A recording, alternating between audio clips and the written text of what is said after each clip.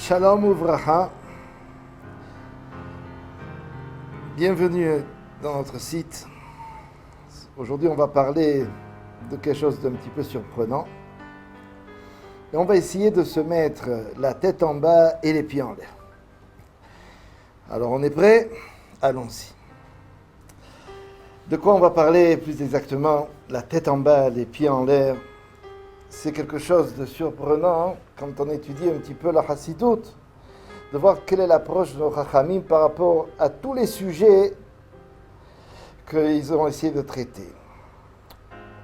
On va commencer d'abord par une histoire de Rabbi Yosef Yitzhak, puisqu'on sait que le mois de Tammuz s'appelle le mois de la Géoula, le mois de la délivrance. On va essayer de comprendre, d'expliquer cette chose aussi. Et c'est un rapport direct avec la délivrance de Rabbi Yosef Yitzhak, le Rabbi Akodem. Et donc on va raconter une petite anecdote qui s'est passée.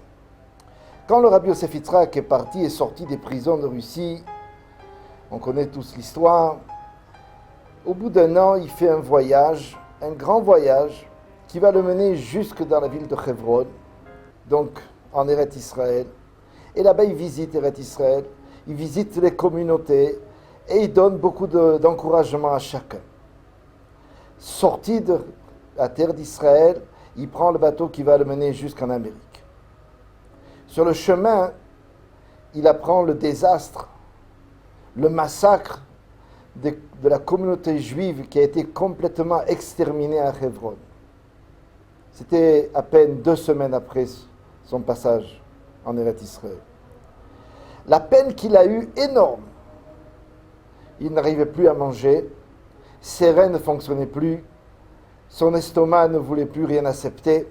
Et voici que Rabbi Yosef Yitzhak s'est mis lui-même dans un danger de mort parce que justement, il avait trop de peine d'avoir entendu ce qui s'était passé à Hebron. Il y avait sur le bateau, il y avait un docteur, un grand docteur, qui a lui-même fondé le fameux hôpital de Bikur Cholim, un docteur qui était une grande sommité dans le monde médical et qui était voué complètement à ses malades. Et sur ce même bateau, donc, se trouvait ce fameux docteur, ce fameux professeur. Quand il a appris la difficulté dans laquelle se trouvait Rabbi Yosef Yitzhak, immédiatement il s'est occupé de lui, il lui a donné des médicaments, et il lui a réussi à le sortir de sa maladie. L'affaire ne s'est pas terminée là. On connaît, Rabbi Yosef Yitzhak arrive donc en Amérique, là-bas on commence son travail, lui de son côté, ce même docteur, il devait donc, comme on a expliqué, qui était le responsable du grand hôpital de Jérusalem, à l'époque c'était l'hôpital essentiel de Jérusalem qu'on appelle Bikur Cholim, et donc certainement, il a dû faire toute une tournée en Amérique. Et puis à la fin de son séjour en Amérique, de nouveau, il vient visiter Rabbi Yosef Yitzhak. Et voici que, quand il se présente devant Rabbi Yosef Yitzhak, il lui dit « Pardon, Rabbi ». Rabbi Yosef Yitzhak ne comprend pas. « Pardon, Rabbi ». Et le Rabbi insiste « Mais pourquoi tu me demandes pardon? Qu'est-ce que tu m'as fait ?» Alors on a décidé, n'est-ce pas? On a décidé de marcher la tête en bas, les pieds en l'air, on continue. Pardon, Rabbi. Alors il ne comprend pas. Je vais vous expliquer. Le docteur, c'est le docteur qui parle. Il dit au Rabbi Yosef Yitzhak, il lui dit, si je n'avais pas été présent dans le bateau, tu n'aurais pas pu être malade. Toi qui es le responsable de toute la communauté juive, qui est le chef spirituel de tout Israël, tu n'aurais pas pu être malade. C'est pas possible. Une telle maladie où les reins ne fonctionnent plus, l'estomac ne fonctionne pas, c'est pas possible. Et si Dieu il a envoyé la maladie, c'est parce que j'étais sur le bateau. Alors je te demande pardon. On a un immense principe qui est répété maintes fois chez les sages, chez nos sages, qui ont dit la chose suivante. Akadosh Baruch Hu n'envoie pas une maladie s'il n'a pas trouvé avant, ou donné avant dans le monde, s'il n'a pas donné avant dans le monde la refoua, la guérison. Donc Akadosh Baruch Hu, il envoie d'abord dans le monde la refoua, la guérison, et ensuite il peut se permettre d'envoyer la maladie. On a compris ce principe, on peut continuer. On revient à notre histoire de Rabbi Yosef Yitzhak. Le docteur avait compris que puisque le docteur était présent, alors Akadosh Baruch Hu, il peut envoyer la maladie à Rabbi Yosef Yitzhak. Ça veut dire quoi? Ça veut dire que si le docteur n'aurait pas été présent sur ce bateau, Rabbi Yosef Yitzhak n'aurait pas été malade. Et donc, qu'est-ce que cela vous nous enseignez? Quelque chose de très très fort, le Rabbi, dans ses Idvadouyot, dans ses sichot, dans ses conversations qu'il nous donne. Il nous explique cette fameuse histoire pour qu'on puisse tirer de ça une leçon merveilleuse. Mais le Rabbi le rapporte à un autre niveau. Nous, on va le continuer par rapport à ce qu'on est en train de vivre entre Yudzaïm, Betamuz et Tisha B'Av, si Dieu veut. Regardez, le Rabbi nous dit la chose suivante. Celui qui donne de la tzedaka, et si on se met encore une fois, c'est quelque chose, des notions qui sont difficiles à comprendre, difficiles à accepter, parce qu'on n'a pas l'habitude. Et donc pour nous, aujourd'hui, il faudrait remettre les pendules à leur place, et donc se mettre à tête en bas, les pieds en haut, et continuer le shiur. On continue. Le Rabbi nous explique, quand tu donnes de la tzedaka à quelqu'un, tu dois dire pardon. Ah, comment c'est possible? Mais la vérité, si on essaie de se baser dans la Maseret Baba Batra, dans tout le premier pérec de Baba Batra qui nous parle de la Maaseh Tzedaka, qui nous parle le fait de donner la Tzedaka à l'autre, qui nous explique qu'est-ce que ça veut dire la Tzedaka, on va comprendre ce que le Rabbi veut nous dire. D'abord, on passe à l'explication du Rabbi. Qu'est-ce qu'il nous dit le Rabbi? Il nous dit la chose suivante. Quand tu donnes de la tzedaka à quelqu'un, toi qui as la possibilité de donner la tzedaka, donc toi tu es par rapport à celui qui reçoit, tu es le riche qui va donner aux pauvres. Tu as, d'une manière générale, comment les gens y donnent. Ils donnent de la tzedaka en étant bien fiers. C'est la majorité des gens. C'est sûr que pas tout le monde fait comme ça, mais la majorité des gens, on va dire. Quand ils donnent de la tzedaka, ils ont, même s'ils ne le montrent pas, on va dire que c'est des gens qui sont Oved Hashem, qui servent à Kadosh Baruch Hu fidèlement. Même s'ils ne le montrent pas, mais à quelque part, il y a quelque chose d'orgueilleux, il y a un point d'orgueil qui vient sur eux. Et en fait, ça peut devenir très grave. On peut rentrer dans le piège. Oui, on donne de la tzedaka, bien sûr. On s'occupe des autres, des pauvres. En fait, dans notre cœur, on risque d'avoir cet orgueil de nous dire la chose suivante. On donne de la tzedaka et on arrive à nourrir ce pauvre. Grâce à qui? Grâce à celui qui donne la tzedaka. Ce qui fait que le riche risque de devenir orgueilleux quand il donne de la tzedaka. Et donc, à la limite, si on essaye de pousser le raisonnement jusqu'au bout, plus le pauvre il est pauvre, plus le riche peut donner de la tzedaka. Alors à la limite, le riche il a besoin que le pauvre soit pauvre pour qu'il puisse donner et montrer sa puissance sur le pauvre. Et habituer le pauvre à demander la tzedaka, pitié, donne-moi, c'est permettre au pauvre de s'abaisser encore plus, et la personne qui donne de la tzedaka de monter dans l'orgueil encore plus sur la personnalité du pauvre. Rabbi Yosef Yitzhak, dans un de ses dires, il dit la chose suivante, dans ses textes qu'il nous a laissé léguer, quand on donne de la tzedaka, on peut arriver à tuer le pauvre. Oui. Comme il faut faire attention, et comme le Shulchan Aruch nous précise, comment tu dois te comporter quand tu donnes de la tzedaka. Mais continuons notre histoire, ce que le Rabbi nous explique. Quand le riche va donner de la tzedaka au pauvre, il faut qu'il arrive à dire pardon. Comment pardon? Oui.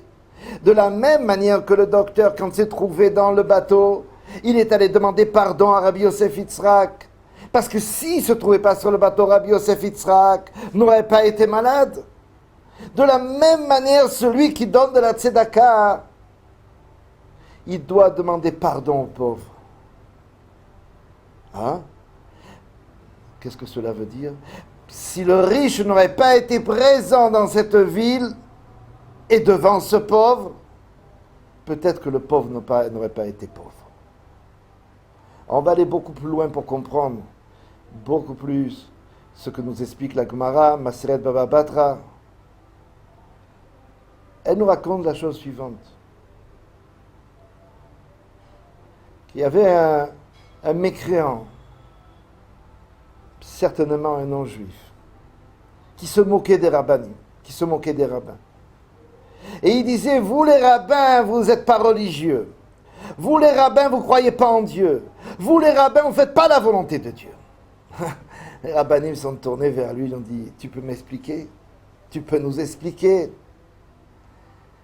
Il dit, quand Kadosh Baruch Hu, il a décidé que cet homme soit pauvre, eh bien, il faut qu'il soit pauvre. Quand vous lui donnez de la tzedaka, qu'est-ce que vous faites?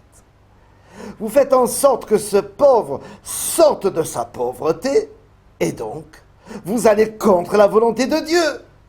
Moi qui ne donne pas de tzedaka, c'est moi qui fais la volonté de Dieu. Puisque Dieu il a décidé que cet homme soit pauvre, alors il faut le laisser pauvre. Mais vous qui donnez la tzedaka, alors regardez, en donnant de la tzedaka à cet homme, il sort de sa pauvreté. Il sort de sa pauvreté, vous allez contre la volonté de Dieu. Donc celui qui est vraiment attaché à Dieu, il dit le mécréant, c'est celui qui ne donne pas la tzedaka. Qu'est-ce qui s'est passé? Le mécréant dit la chose suivante.